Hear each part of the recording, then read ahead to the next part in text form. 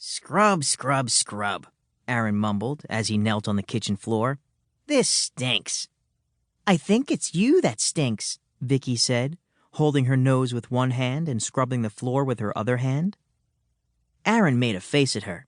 Then he sniffed. He really did stink. I could have made it, he said. If Rotten Tooth hadn't shown up and startled me, I mean. Ina poked her head out from behind the stack of messy dishes that she was washing. She gave Aaron a dirty look. She still hadn't forgiven him about her bandana or for getting us put on the filthiest job on the ship. Kitchen duty. Look at the mess you got us in, Vicky said to her brother. We'll be washing dishes for the rest of the day. Don't blame me, Aaron shouted. It was Pete's silly test that got us into this mess. I put my head down. I was just trying to prove to Rotten Tooth that we were ready to learn real pirate stuff, I said. Boy, did that backfire. Aye, you can say that again, Aaron sneered with a face full of soap bubbles. This is going to take forever to clean up. Vicky held her nose again and looked at Aaron. You're going to take forever to clean up. I looked around.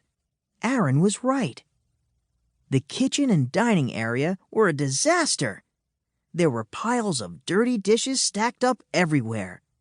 Some of the piles were taller than me. Plus, there was slop spilled all over the floor and against the walls. Pirates aren't known for their table manners. I really sunk our ship, huh? I asked my friends. Rotten Tooth will never teach us now. We'd be better off back on our old ships. Not true, matey, Gary said. On my old ship, I'd be cleaning this kitchen all by myself. Aye, Vicky said. On our last ship, Aaron caused so much trouble, the captain was ready to make fish food of us. The day before we shipped out, Aaron ripped the sail right in half. I asked. Aye, Aaron answered with a little smile. Ina looked up from the grimy food gunk in the sink and nodded her head. And besides, Pete, you were only trying to help, she said. I guess Rotten Breath never heard of that test. I'm sure you'll come up with another plan, a better plan. Really? You think so? I asked. Aye, all of my friends answered. I felt a little better already. I knew I could think of something. After all, we were the brightest pirate kids on the sea. Captain Stinkybeard said so himself the day we got here. There's gotta be a way to show Rotten Tooth that we would make tip-top pirates, I said.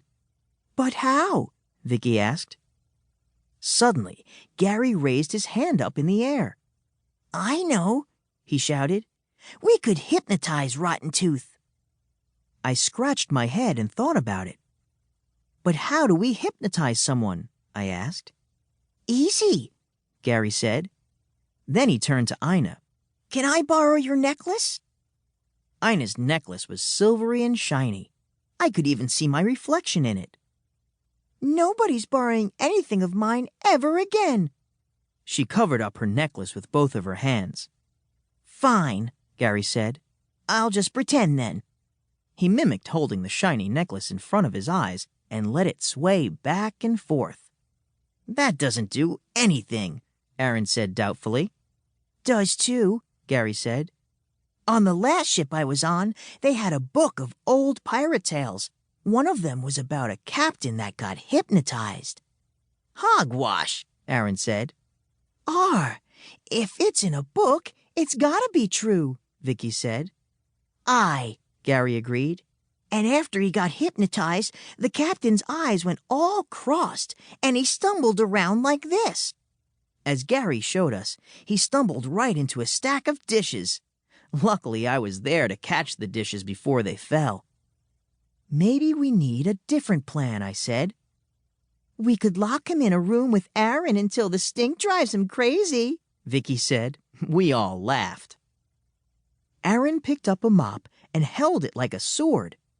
If there was only some way we could get old Rotten Face to bring us ashore when we got to Snake Island, he said, then he'd see what we could do. Aaron began jumping around the room. He swung the mop, pretending to fight off the giant snake that was rumored to live on Snake Island.